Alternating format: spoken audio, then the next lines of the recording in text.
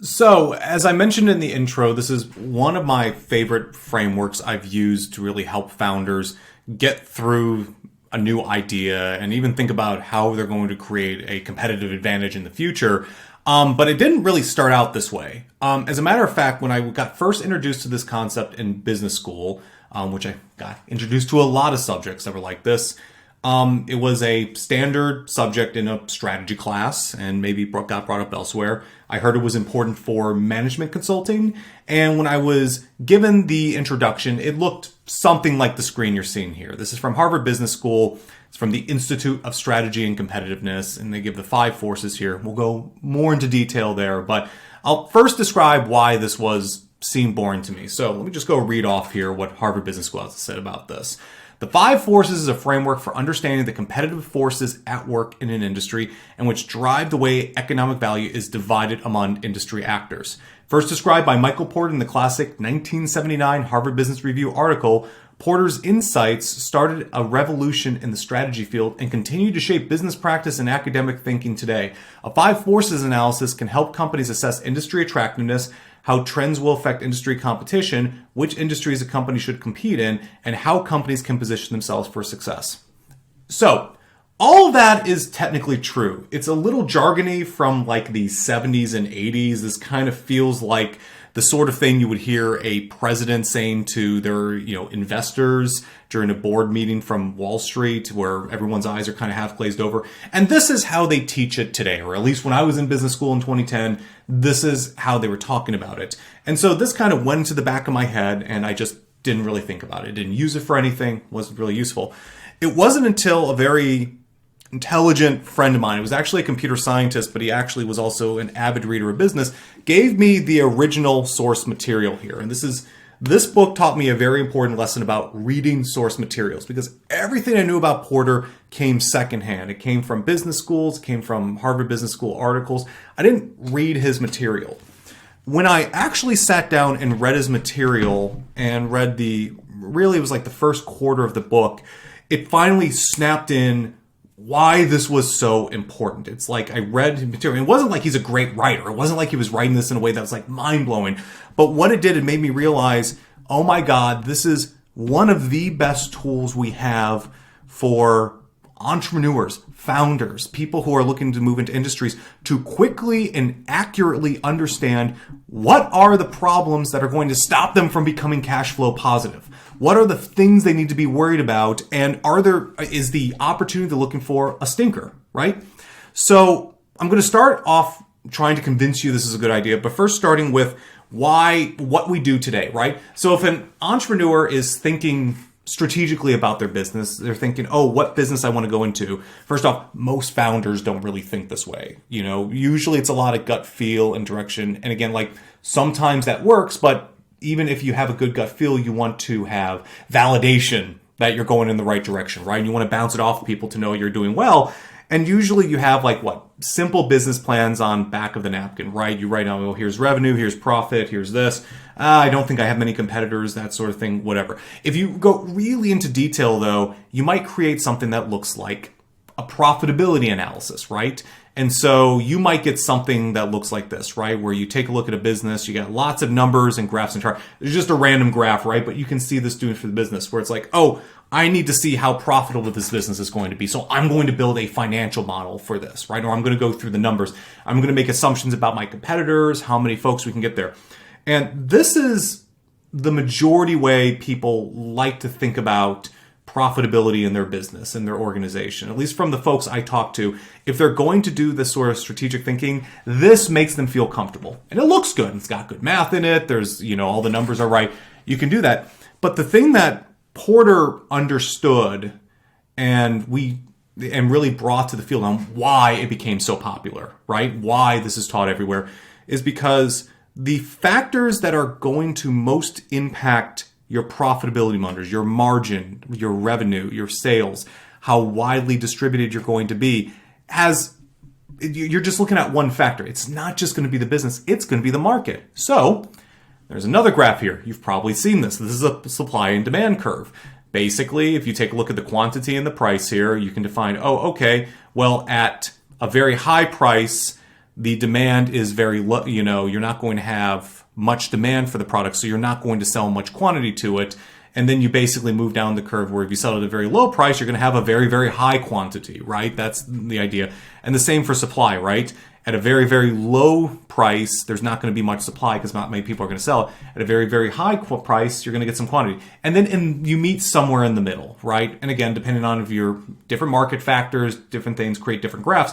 But the point is that this supply and demand curve is going to dictate way more to if you're in a good business rather than what rather than what your numbers internally say, right? Like, let's say, for example, you want to open an ice cream shop, right? And you go in there and you do all the numbers. You say, oh, if we sell 300 ice creams a day or 500 ice creams a day, and we go into these different, neighborhoods and we go in there, oh, the costs look great and the numbers are good. That's fine, but how many more ice cream stores are you going to go to? Like, are people going to want ice cream? It's February outside, or it's January outside right now. It's quite cold. How is that going to affect your numbers? And we didn't really have a good way to be able to conceptualize these factors that come into the business and look at that. And so Michael Porter came up with this analysis, and there's 5 forces, we'll get to that in a second, that are all the factors you're going to deal with on whether or not your business is going to be profitable. And more importantly, there are no hard numbers associated with this, which I think is one of the things that makes this a really awesome tool to use. Because usually when you think like profitability analysis, you have to get good numbers, you have to come up with estimations, and most of them are going to be bullshit anyway, but people feel the need to put them down. With Michael Porter, you just look at, hey, how do these forces interact upon the industry? And which one of these are going to cause a lot of problems for your profitability long term? Which one of these are going to cause the industry to slink down? And again, maybe you don't like the term profitability. You think, oh, we don't really care about that because we're trying to get mad. Think your ability to get customers, your ability to retain customers, your ability to charge the rate you deem you deem good for this and not being forced down. Those are all the things he talked about. And so what I found is that if you get proficient at this and you're looking at an industry and you just want to do a quick and dirty analysis, within 60 minutes you can understand which are the major forces that are at play, which areas should you look at, and where should you be looking in your own business to figure out how you're going to remain competitive long term. So with that, let's actually go into the 5 forces analysis here. So this is off of Miro. They put in their own, forces here, and their own things, and they have some numbers here, high, medium, low. What I'm going to do is, at first, I'm going to start with going one by one through each of these different forces and explain how they actually impact what they actually are. And then I'll talk to you a little bit about, well, if you know these things, how do you personally judge them, right? Because while I like this as a back of them, while I like using this as a front analysis, there is a bit of subjectivity here that anyone who uses this needs to be aware of. And so it's important to understand what exactly you're looking at. So let's start off at the very center. So in any industry, and this is things most most organizations know, which is, we want to become a computer repair shop.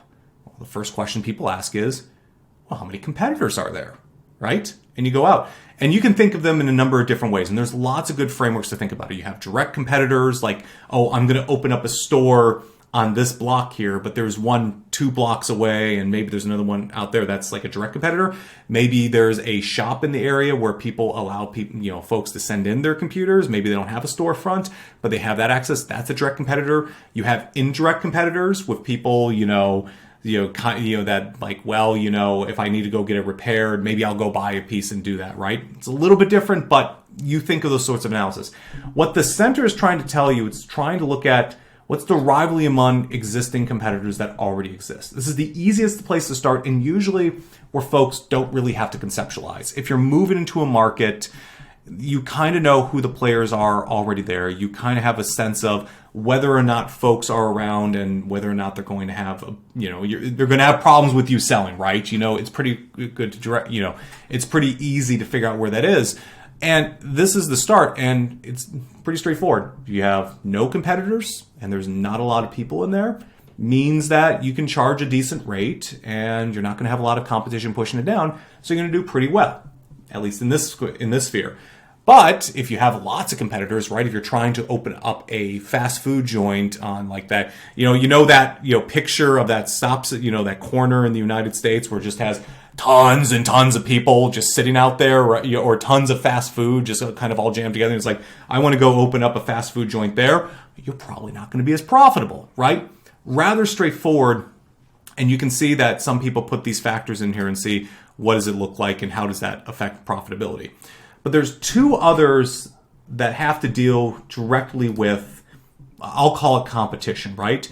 We're going to start with the one I mentioned before, indirect competitors, right? So if I'm opening up that computer repair shop, one of the direct competitors I have is going to be the shop down the street. But another competitor, indirect, is I'm going to fix it myself, right? You can go online on Amazon and buy tools to go and fix your own computer. You can go on and buy parts to be able to repair it yourself. You can go onto YouTube and go and figure out how to be able to repair this thing. And so in that case, that would be an indirect competitor.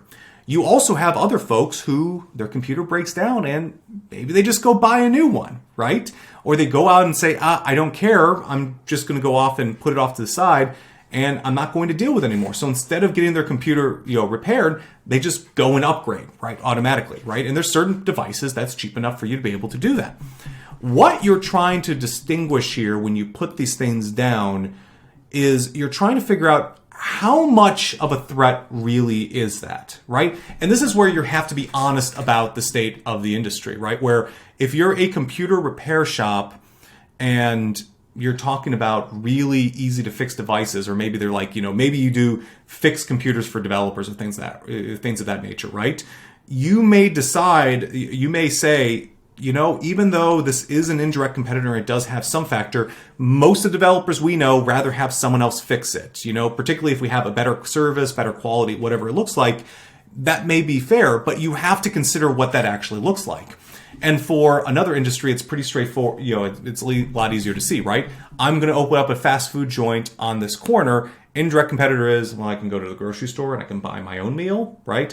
I can go and get food delivered from, another service, right? Maybe I go to, a delivery service, right? We're not a delivery restaurant, so that would be like a substitute service. Maybe maybe your fast food and your counter service. So you may consider an indirect competitor somebody like a sit-down restaurant, right? Where it's like, well, I come to you and I want this food, and I'll go there if I want a burger, but I have a substitute that I can go to that fulfills the same need. And in which case, that means it starts to raise a little bit. It starts to be a lot higher where you actually start to run into issues. And so what you're doing is you're trying to figure out what are the reasonable substitutes that if I didn't get that need, whatever it is that you do, fixing computers, food, office supplies, where could I go to get that? And you have to make a judgment on how much of a factor that is.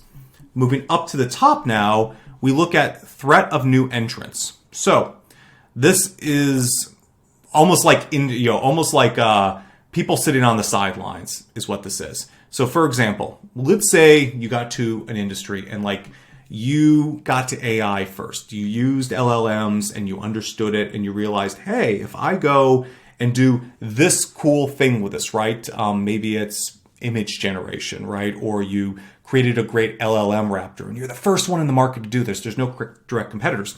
You may look out and say, hey, we got no competitors. No one's out here. But if you look on the sidelines, you might see, hey, there's a lot of people who can also create wrappers for LLMs, right? AI tools. They also can, go out and develop. They also can do all these other things. So if somebody figures out that you can make buku bucks, like doing, wrappers for LLMs, what's going to happen? A whole bunch of people are going to storm into the industry and start to make, take away your profits, right? Because if you're charging $20 a month for some LLM wrapper and somebody else comes in and realizes, well, I can do this too, well, they might start charging 15. What happens if there's 20 people doing the exact same thing? All of a sudden, in order to stay price competitive, you have to start charging lower and lower amounts if you were undifferentiated.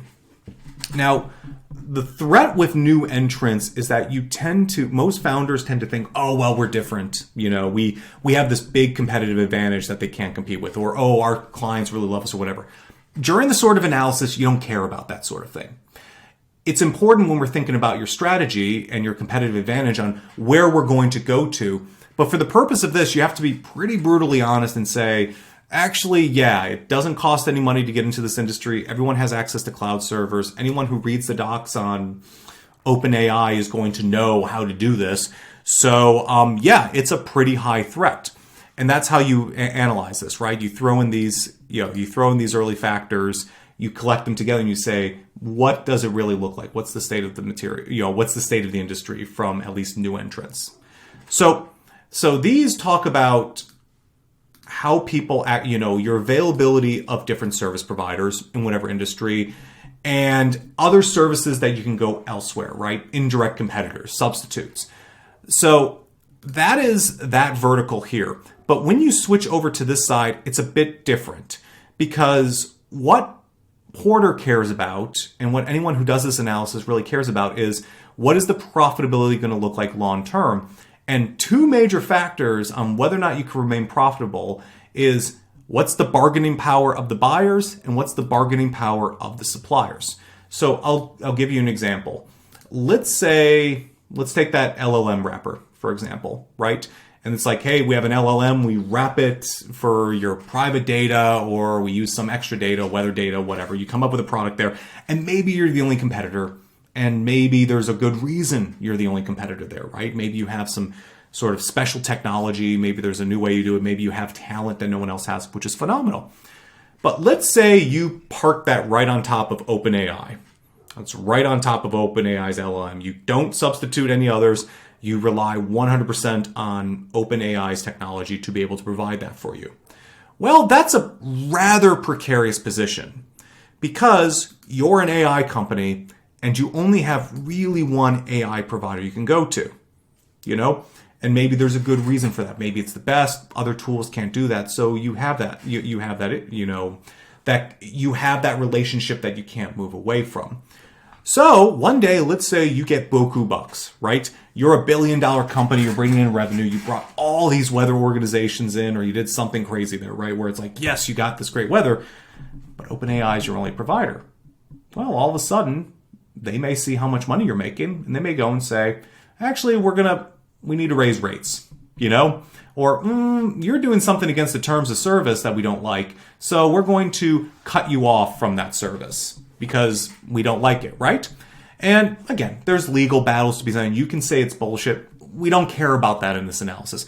What we care about is, a very powerful buyer can basically squeeze you, where it can decide it's going to charge you more, that you need to use a different service because you're making too much money. And yes, if you do make too much money, they will notice because they want that. And the easiest way to do it is just by charging more for their service and being able to get funding.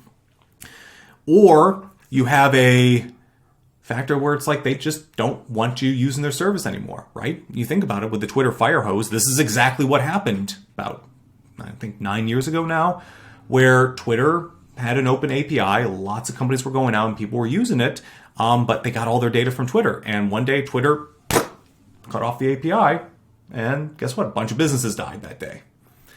If you have really powerful suppliers and you have a lot of people that are critical to your organization, all of a sudden they can start to demand more. But the opposite is true as well. Let's say, for example, we can move into a future where OpenAI and like 20 competitors sprout up and they're all good enough at their job, right? And we may be entering into that field. We may be dealing with that. And all of a sudden they go and say, oh, okay, well, we can use OpenAI, but we can switch over to Minstrel. We can switch over to Google and use their service if they have it. Maybe Amazon comes out with a service, something like that, and you have competitors.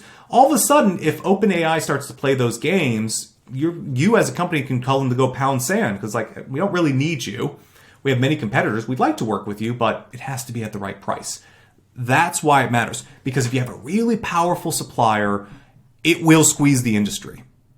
And there's really no way around it. They're just too powerful. And that means what? Profitability goes down.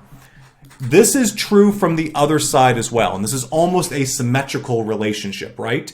Because the supplier of one organization ends up being a competitor to another industry, right? Because OpenAI has their own competitors, their own forces, whatever it might look like, where they have to be concerned about that as well. And they will only start to really push on their buyers if they have the ability to. So when we look at the buyers, let's say, for example, let's stick with OpenAI. I'm OpenAI. I literally have more users than anyone else. We have the zeitgeist behind us. We have a lot of good press. We got Microsoft and all these other organizations that are there. Now, I go out to a bunch of people who are using ChatGPT, and I want to be able to raise my rates at some point, right? I may not be doing it right now because strategically, that may not be the best move. I may be trying to capture as much of the market as possible, and so that I do have that power one day. But it doesn't change the fact that right now, I have all the control. And if I wanted to enforce that on our buyers, I could very well do that. So let's think of the reverse relationship. Let's say like a LLM, wrapper, like a new startup comes out, raises $20 million, think it's great, but uses OpenAI tech. Maybe they come back and they think they're really big. They think they can demand a lot. And they come back and say, actually, we want to pay lower, right? We want to do less, have less funds. We don't want to pay, you say it's going to be like, 25 cents per whatever, or whatever thing. We think it might be more like 12. If they're one of 100, OpenAI tells them to pound sand. Why? We don't need you. You don't have any bargaining power. You don't have the ability to come in and tell us what to do because you're just not that damn important to us. So instead, we're just going to tell you to pound sand and actually, be happy it's the rate it is because, maybe doing a price rate increase, right? They have that sort of relationship. However, let's say, for example, that you have one buyer that just goes hog wire, right? That ChatGPT is great, but let's say Perplexity, for example, is an example where it's Google if it was an AI search engine, right? And it does it, and it just goes gangbusters, and it gets a bunch of funding, and maybe there's a bunch of other forces there. Well, if ChatGPT's other business isn't doing so well, this isn't the case today, but let's say, for instance, that the only organization that they're serving is Perplexity, and that's where 95% of their traffic comes from, and they're funded, they have great bargaining, a great bargaining position. They may come back to the organization and say, actually, you were charging, 25, but 17. we think it should be 17. And then go, oh no, we have a contract. It's like, I know we have a contract, but it's 17 now. Otherwise we're just going to switch the providers, right?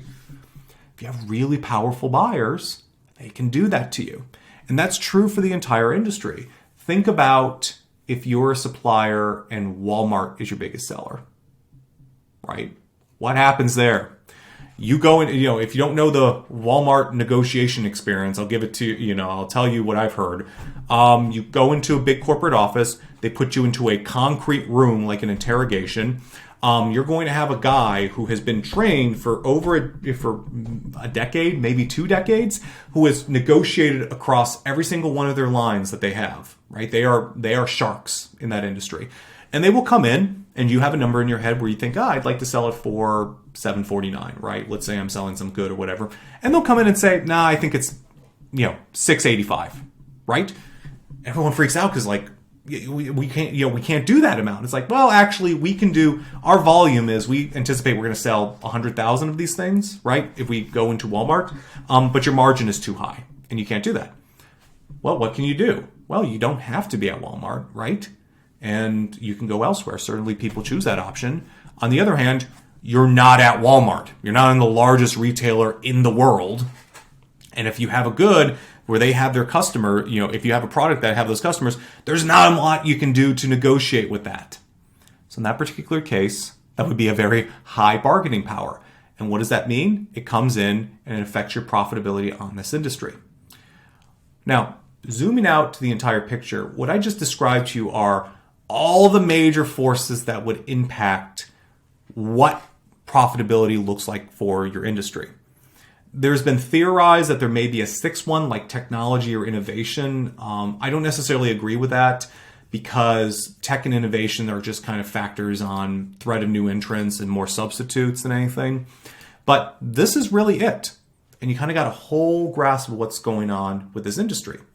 Now, what's important to note about this sort of analysis when you do it is that there's kind of two factors and scenarios you run into when you look at this. At least when I've done this analysis for my own clients, usually you're not going to be low everywhere, right?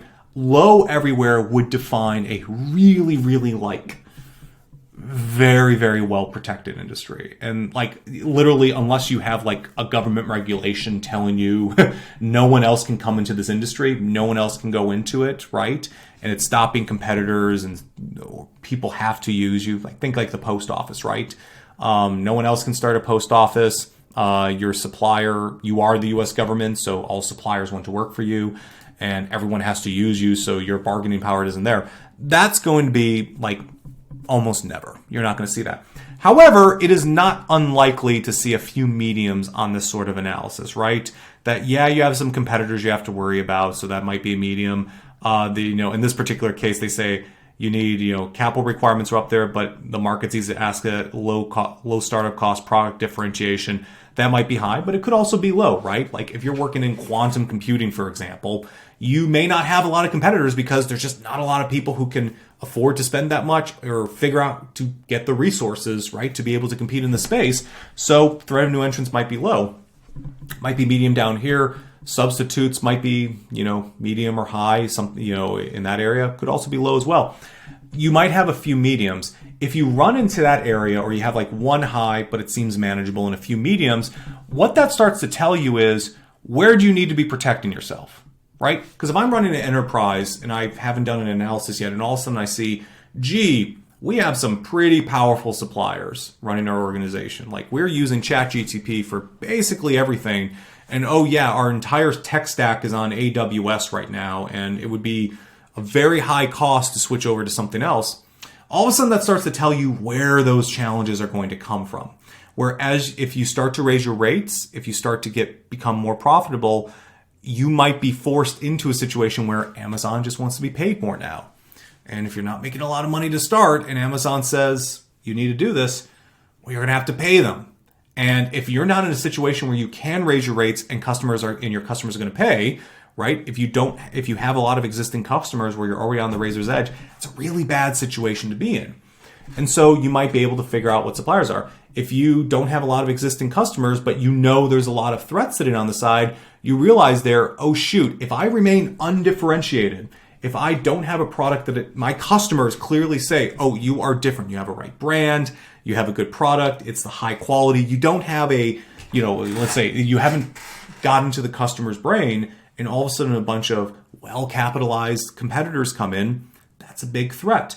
So what does that tell you? You need to start differentiating quickly. You need to figure out what is it going to take to be able to get those competitors, or to get your customers, to make them love you, to put the right terms in their heads so they know you are different, so that when a bunch of people come into the industry, you don't have to worry about that. Same thing with bargaining power. If you're selling to Walmart, or better, worse, the US government, and that's your only guy, you're going to get squeezed like crazy. So what do? You can either move into a place where you have better buyers, right, where it's more differentiated, or you maybe, instead of selling to one person or a few organizations, you're selling to dozens, maybe even hundreds. That puts you into a better position. That puts you into a place where you might actually be able to do better. So what you're able to do is you're able to use this as positioning, and you're able to look at where are the real threats here, and it starts to guide your discussion on what is the right place for me to be looking at for my industry. There's two more points I want to make before closing this up, because I feel that in order to do better here, I think it would be nice to do an analysis and actually show you, well, if I'm starting from the ground up, what would that look like? And I think that would be really fun to do with LLM wrapper organizations, because they'll kind of show you where the problem is in that industry, but that'll be for another video. But two things here.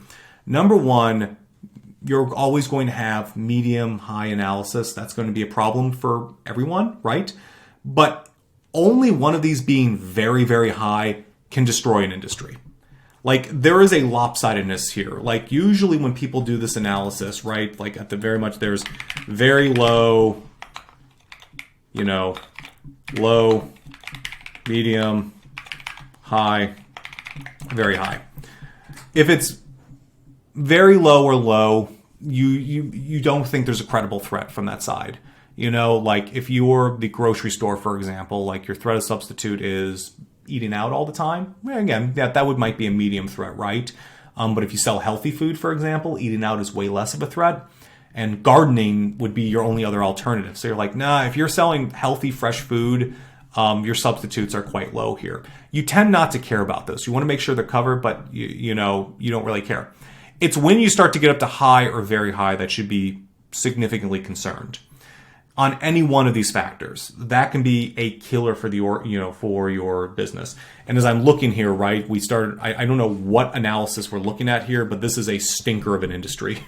I think they just threw some sample data on here. But if you're looking at high, and highly competitive, excuse my French, you're fucked. Like that's basically what it's saying. You're a gas station on the corner that's selling, that's competing on pennies on a dollar, right? Where you're undifferentiated, it's highly competitive, you're not making any money in that industry, and you're less likely to survive, you're less likely to do all this. That's really bad.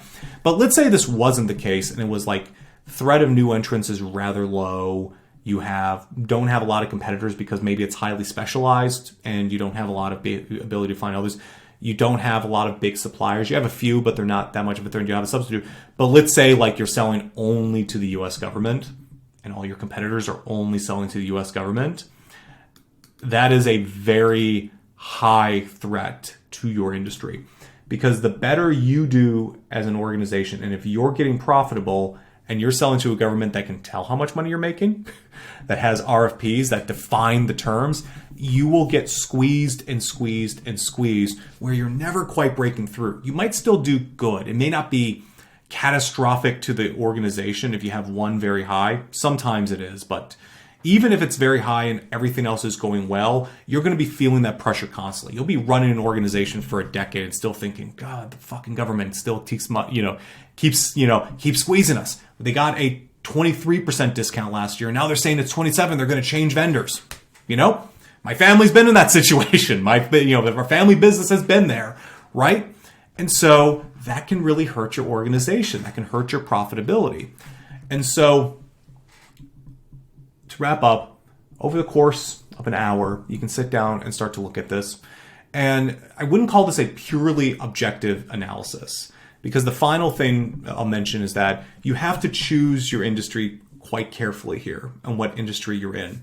Because if you're not self-reflective, if you don't look at yourself honestly, you could look at this and not get anything out of it because you keep lying to yourself in one industry. And it's like, wow, we're a fast food joint on this, but we're selling the best French fries in the world, right? So that puts us in a category of our special little industry over here that is the best French fries ever, right? It's like, no, you're bullshitting yourself, right? You may have good fries, but there's other good fries elsewhere. There's other competitors that are there. And so you have to choose your industry and go eyes wide open. Because as you start to do this analysis, you need to really understand where the forces are, where the threats are going to come from. Who do you need to be concerned about? Because if you can do this right, and you can see the meteor coming out of the sky and going, oh, okay, like if we're profitable and people start recognizing we're profitable and, it comes out, we're going to have 25, 30 competitors coming into the industry within 6 months.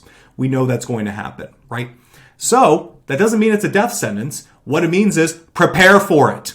No, if we know that if we get profitable in the next year and the market will be flooded, what are we going to do to protect ourselves? What are we going to do about our brand? What are we going to do about our product? How are we going to streamline our distribution to make sure that our competitor, we're tight with our competitors because we know a bunch of people are going to be, trying to steal them. How do we make sure that we can differentiate ourselves, that another guy just can't pop up a shop next door and be different, and just say we're the best? It is none of these things will ever act as death sentences. But if you are unaware of what happens and you think everything's going smoothly and all of a sudden you have 30, 40 competitors the next day because you didn't realize the threat of new entrants was there, you're going to have a really bad time. So anyway, I'm probably going to do another video that is specifically doing an analysis, and I'm going to do it for a particular type of LLM wrapper organization that I've met a lot of. And I'm going to take you through the way I would do this analysis and see what that looks like. So anyway, if you stay to the end, thank you very much. And I will see you in the next video.